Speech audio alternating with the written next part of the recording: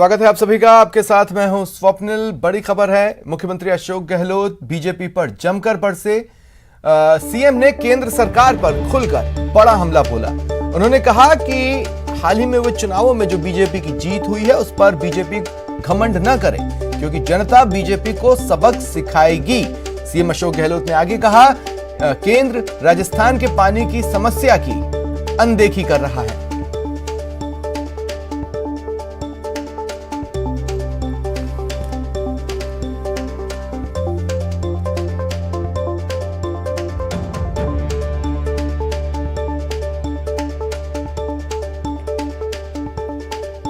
बिना पानी कुछ नहीं हो सकता है। आज जल जीवन मिशन चल रहा है, तो पानी का सोर्स नहीं होगा तो गर्म पानी जाएगा कैसे? ये बहुत बड़ी प्रॉब्लम पैदा होगी। अभी से ही हर व्यक्ति को चाहिए कि पानी बचाने का काम करे। जैसे पुराने जमाने में घरों में टांके होते थे और बरसात का पानी इकट्ठा होता था, उनको पाले पानी कहते थे। साल भर पीने का काम आता था। वो जमाना भी देखा हमने। तो मैं समझता हूँ कि अभी कैसे का अलग बजट पेश किया, किसानों के लिए अलग छूट दी हमने, उनके कर्जे माफ किए। पहले करीब 14,000 करोड़ रुपए के हम लोगों ने 20 लाख किसानों को फायदा मिला, तो कोई कमी नहीं रख रही। बिजली के बिल उनको कम हो गए। अब तो करीब 5.5 लाख किसानों को बिजली बिल आ ही नहीं रहा है, क्योंकि हमने 1,000 रुपये प्रति महीना उनको अनुदान दिया है उसके लिए। तो कोशिश कर रहे हैं कि बूंद बूंद खेती हो, फव्वारा खेती हो, जिससे कि पानी बचे। आपको विपक्ष के नेताओं को मैंने कहा है कि खाली आप वक्तव्य देते हो तो आरोप लगा दो सरकार पर। इसकी बजाय कम से कम आप हमारे साथ चलो, प्रधानमंत्री महोदय से मिलते हैं। ERCP जो हमारी योजना है पूरी राजस्थान के लिए 13 जिलों की, वहाँ सिंचाई भी होगी, पीने के पानी में आएगा। उनको पूरा करने के लिए राष्ट्रीय योजना घोषित करवाओ उसको। प्रधानमंत्री ने वादा किया था जयपुर में अजमेर की मीटिंगों के अंदर। तो ये तमाम दबाव में डाल रहे हैं। तो मुझे अफसोस होता है कि कोई वादा किया प्रधानमंत्री जी ने, उसके बाद में राष्ट्रीय परियोजना 16 है देश के अंदर, तो 17वीं करने में क्या तकलीफ आ रही है? सांसद मैं समझता हूँ कल तो जाके मिले प्रधानमंत्री जी से, स्टेट वाइज मिल रहे होंगे। वो उनके पार्टी का प्रोग्राम होगा। और जो आवाज बुलंद करनी चाहिए 25 सांसदों को।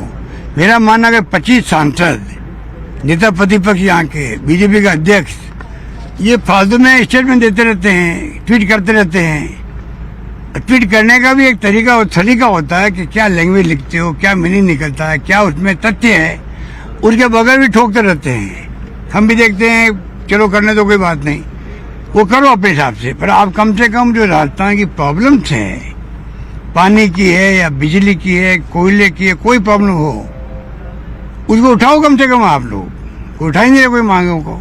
तो राजस्थान के 25 सांसद को जिता के जनता अब पश्चाताप कर रही है।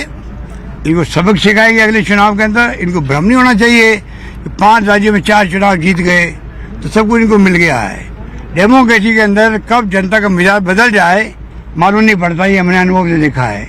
जब जनता का मूड बदलेगा ना, आज महंगाई बहुत भयंकर है, बेरोजगारी तो हाहाकार मचा हुआ देश के नौजवानों के अंदर, उनको एहसास हो जाएगा खाली ये हिंदुत्व की और राष्ट्रवाद की बात करके लोगों को भरमा रहे हैं।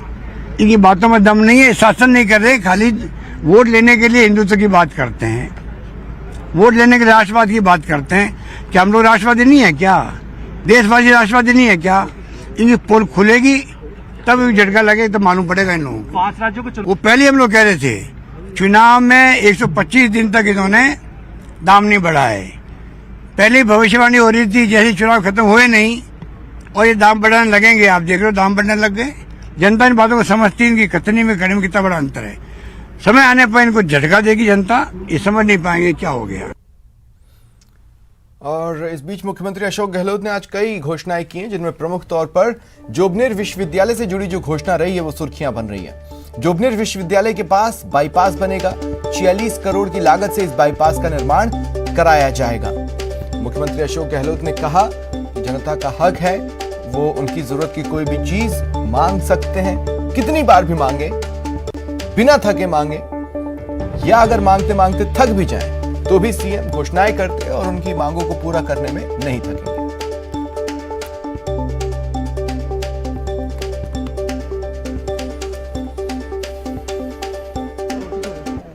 के बाईपास भी निकलेगा, बाकी यहाँ पे एसडीओ ऑफिस, बीडीओ ऑफिस, पता नहीं क्या क्या मांगा आपने, सब मिला यहाँ पर आपको। कटारी जैसे आपका सक्षम नेता यहाँ पर,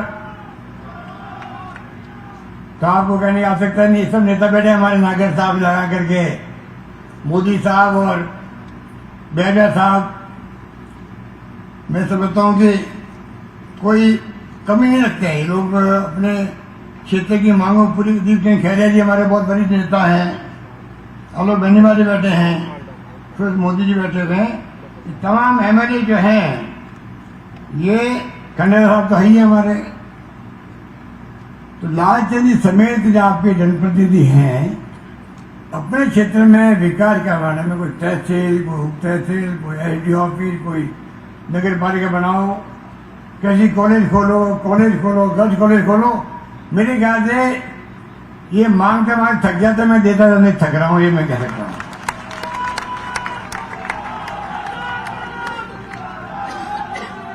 इस प्रकार से राजस्थान की सरकार ने जो बीड़ा उठाया है, उसमें आप देख सकते हो कि हमने बीमा भी जो है, स्वास्थ्य सेवाओं में राजस्थान नंबर 1 है देश के अंदर।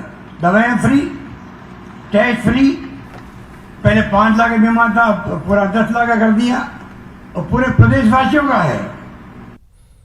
इधर मुख्यमंत्री अशोक गहलोत ने देश के गृह मंत्री अमित शाह पर तंज कसा। उन्होंने एक ट्वीट किया है और ये कहा है कि हम गृह मंत्री अमित शाह के लिए चार्टर प्लेन भेजकर निवेदन करना चाहेंगे कि वो राजस्थान आए और यहां आकर प्रदेश में कानून व्यवस्था के संबंध में किए गए नवाचारों और अपराध के विरुद्ध की गई कठोर कार्रवाई की जानकारी लें, जिससे उनकी पार्टी द्वारा फैलाए जा रहे भ्रम दूर हो सकें। दरअसल देखिए, बीजेपी नेता हैं जितेंद्र गोठवाल, उन्होंने विधायक के बेटे पर रेप मामले में प्रियंका गांधी को उन्होंने घेरा था और उन्हें रेल की टिकट भेज जयपुर आने को कहा था, जिसके जवाब में मुख्यमंत्री अशोक गहलोत ने एक तरह से गृह मंत्री अमित शाह पर तंज कसा और बीजेपी पर हमला बोला। उन्होंने अपने ट्वीट में लिखा है कि गृह मंत्री अमित शाह के लिए चार्टर प्लेन भेजकर हम निवेदन करेंगे कि वो आए और देखें कि किस तरह के नवाचार प्रदेश में हुए हैं।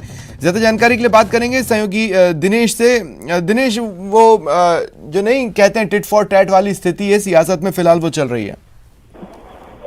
बिल्कुल, देखिए, विपक्ष ने वार किया और पलटवार, एक मुकम्मल पलटवार मुख्यमंत्री की ओर से देखने को मिला है और सीधे तौर पर उन्होंने निशाना साधा है। ये कहा है कि बार बार भाजपा नेता ये कहते हैं कि प्रियंका गांधी को यहाँ पर आकर देखनी चाहिए स्थितियां, तो अब ये कहा गया है मुख्यमंत्री की ओर से कि हम भी अमित शाह को जो है वो टिकट भेजने के लिए तैयार हैं और उनको यहाँ पर आकर देखना चाहिए। न केवल टिकट बल्कि चार्टर प्लेन भेजने के लिए तैयार है और यहाँ पर आकर उनको देखना चाहिए कि किस तरह के नवाचार राजस्थान में हुआ है।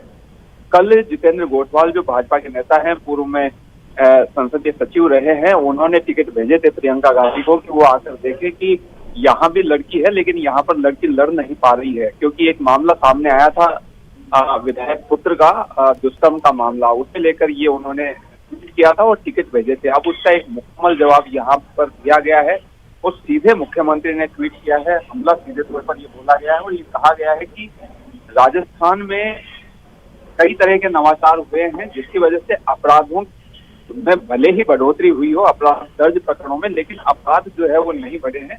एनसीआरबी की रिपोर्ट का हवाला दिया गया है और ये कहा गया है कि एनसीआरबी की रिपोर्ट ये कहती है कि साल 2020 बहुत बहुत शुक्रिया आपका हमारे साथ जुड़ने के लिए, तमाम जानकारी के लिए। और एक और बड़ी खबर आपको बता दें, रीट भर्ती परीक्षा 2022 से जुड़ी ये बड़ी खबर है। रीट भर्ती परीक्षा 2022 को लेकर आज एक अहम बैठक होने वाली है थोड़ी ही देर में। देखिए 3 बजे ये बैठक शासन सचिवालय में बुलाई गई थी। अपडेट्स लगातार हम आपको देते रहेंगे। फिलहाल ये बता दें कि शासन सचिवालय में ये बैठक होगी और शिक्षा मंत्री बीडी कल्ला इस बैठक की अध्यक्षता करेंगे। रीट भर्ती 2022 परीक्षा को लेकर बैठक में मंथन होगा। इस खबर के आने से पहले शिक्षा मंत्री बीडी कल्ला ने ये आश्वासन दिया था कि जल्द ही इस संबंध में हम सिलेबस लेकर आ जाएंगे। तो ये बड़ी खबर आपको बता रहे हैं। रीट भर्ती परीक्षा 2022 को लेकर आज एक बड़ी और अहम बैठक शासन सचिवालय में होगी, जिसकी अध्यक्षता करेंगे शिक्षा मंत्री बीडी कल्ला।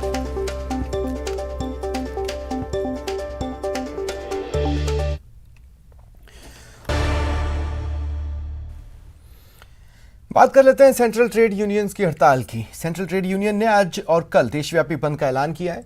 ये बंद केंद्र की नीतियों के खिलाफ बुलाया गया। बैंक कर्मचारी निजीकरण के खिलाफ बंद में शामिल हैं।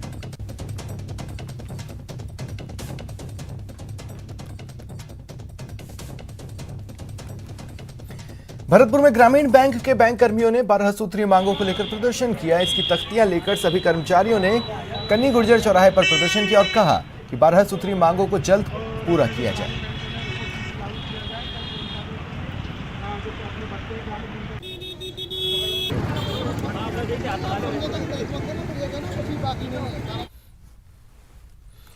बारां के बालाजी नगर कॉलोनी में पानी की किल्लत से परेशान महिलाओं ने जाम लगाया। महिलाओं का कहना है जब तक जिला कलेक्टर मौके पर पहुंच मीठे पानी सप्लाई को लेकर आश्वासन नहीं देते तब तक नहीं हटेंगी। इस दौरान पास में स्कूल और हॉस्पिटल होने से वाहनों की लंबी कतारें लग गईं। राहगीर परेशान रहे। पुलिस प्रशासन मौके पर पहुंचा, महिलाओं से समझाइश की कोशिश की, लेकिन महिलाओं ने बिना जिला कलेक्टर के आश्वासन के जाम हटाने से इनकार कर दिया।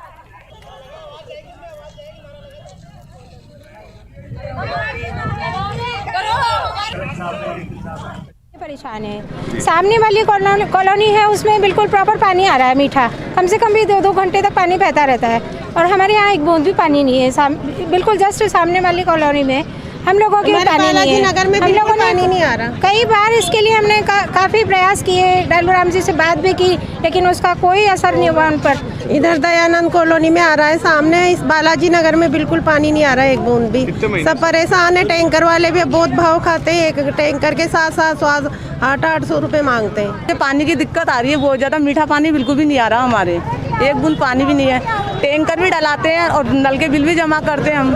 साल हो गए, मीठा पानी बिल्कुल भी नहीं आ रहा है। बालाजी नगर में मीठा छोड़ खारा पानी भी नहीं आ रहा है। कई बार गंदा पानी आता है, इतना गंदा रेतीला पानी आता है। जैसे मैं तो बोरिंग लगा रखा है, पर मैं नल चालू करती हूँ ना तो हमेशा ही उसमें गंदा पानी आता है। बात पाली की। जैसे जैसे गर्मी बढ़ रही है, पानी का संकट बढ़ रहा है। प्रशासन और जलदाय विभाग के दावे झूठे साबित हो रहे हैं। आलम यह है कि ग्रामीण क्षेत्रों में तो पानी पहुंच ही नहीं रहा। शहर के कुछ इलाकों में 10 दिन में एक दिन पानी आ भी जा रहा है। जो पानी कभी कभी आता था वो खतरनाक साबित हो रहा है। पानी इतना मटमैला और बदबूदार है जिसे लेकर शहर वासियों ने कई बार प्रदर्शन भी किए हैं।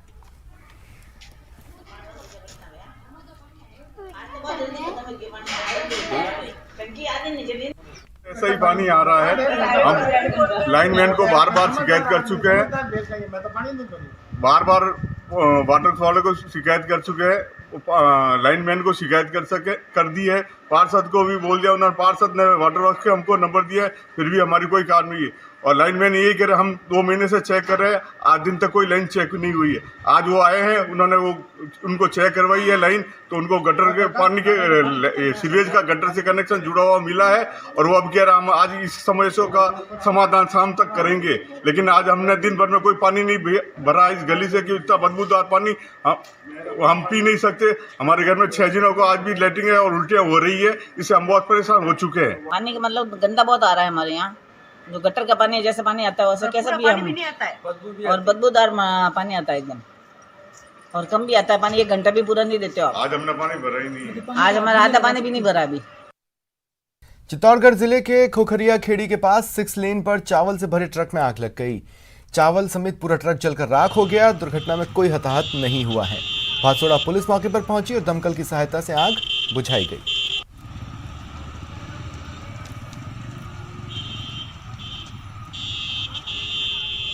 गाड़ी दिल्ली से सूरत के लिए लोड करी थी। KBRL कंपनी का चावल लोड करा था। सर में चित्तौड़ की तरफ से आ रहा था। ब्रिज उतरने के बाद गाड़ी अनबैलेंस हो गई। अनबैलेंस होने के कारण गाड़ी पलटने के बाद पलट गई। गाड़ी पलटने के बाद गाड़ी में तुरंत आग पकड़ गई। गाड़ी आग पकड़ने के बाद मैंने अपने अल्लाह से वो खैर लग के तुरंत पंप वाड़ा के उन्होंने हमको निकाल लिया। उसके बाद गाड़ी मार ली। अलवर जिले के बानसूर थाना क्षेत्र के बासदयाल गांव में बेटे का अपहरण कर ले जा रहे बदमाशों को रोकने पर मां को बदमाशों ने मौत के घाट उतार दिया और फरार हो गए। दरअसल दूध के लेन देन को लेकर विवाद था। तभी बदमाश रात में आए, युवक का अपहरण कर ले जा रहे थे। तभी महिला ने विरोध किया तो उसे मौत के घाट उतार दिया। सूचना बानसूर पुलिस को दी गई, जिसके बाद पुलिस पहुंची और महिला के शव को कब्जे में लिया।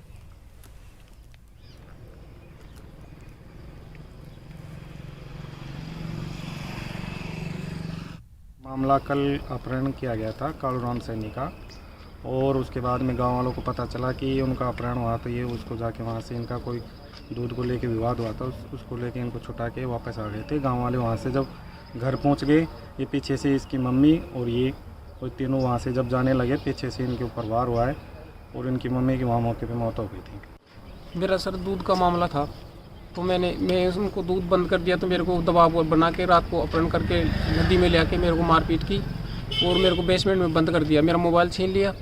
उसके बाद में मेरे घर वालों को पता चला तो मेरे घर वाले बचाने के लिए आए मेरे को और मेरे को छुड़ा के ले जा रहे थे। रात का टाइम था, तो पीछे से आके मेरी माँ के हम तो भागने में कामयाब हो गए। मेरे को पता नहीं मारेंगे ये लोग, 8-10 आदमी थे वो, और मेरी माँ के सर में मारी, पता नहीं रात का टाइम था किस चीज़ से मारी और उसकी मौत हो गई। खबर धौलपुर से। जयपुर में मजदूरी कर प्राइवेट बस से धौलपुर लौट रहे 3 युवक जहरखुरानी का शिकार हो गए। बस में अचेत हालत में मिले तीनों युवकों को इलाज के लिए अस्पताल में भर्ती कराया गया। युवकों की जेब में मिले आधार कार्ड के आधार पर अस्पताल प्रबंधन ने पुलिस और परिजनों को सूचना दी। पुलिस ने अस्पताल पहुंचकर जानकारी ली। फिलहाल पुलिस ने जहरखुरानी का मामला दर्ज कर आरोपियों की तलाश शुरू कर दी है।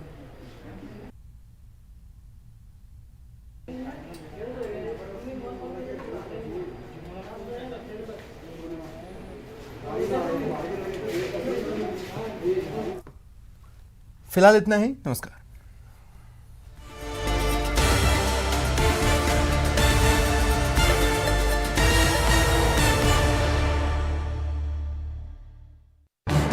इस न्यूज हेडलाइंस के